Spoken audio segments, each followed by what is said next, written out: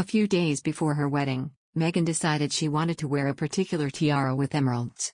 True, this isn't the sort of issue that should trouble citizens of a mature democracy, but when it comes to royals, Britain is neither mature nor, let's face it, democratic.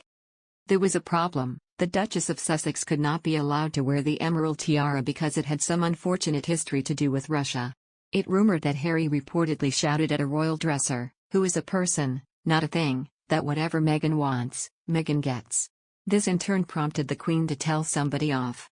From a bond that seemed almost unbreakable at a young age, Prince Harry and William's relationship is said to have hit the rocks in the past few years.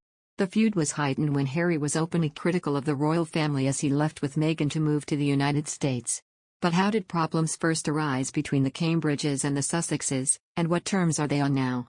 Before delving into the timeline of friction between the two brothers, Vanity Fair reports that tension came to a head around the time of Harry's proposal to Meghan in October 2017.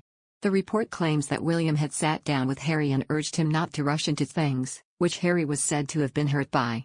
He reportedly felt that he gave his full support when William tied the knot with Kate Middleton, and expected the same level of loyalty in return. But things soon boiled over and it came to a stage when Harry and William were no longer on speaking terms. Harry, who was previously close to niece and nephew Prince George and Princess Charlotte, was said to have stopped visiting the Cambridges' apartment at Kensington Palace.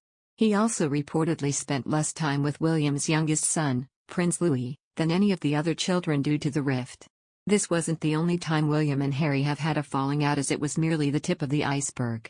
The Sussexes and Cambridges were said to have spent Christmas at Sandringham with the Queen in December 2018, although a video emerged which appeared to show William ignoring Meghan on a family walk. More recently, in March 2019, royal filmmaker Nick Bullen told Meghan and Kate were never in a feud of their own, as the rift was between William and Harry.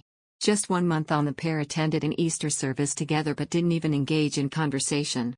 Harry was seen talking to his cousin Zara and chatting with Kate, but never turned to his elder brother. In October 2019, Harry admitted on television that there is indeed a royal rift. He was speaking as part of ITV's documentary Harry and Meghan, An African Journey.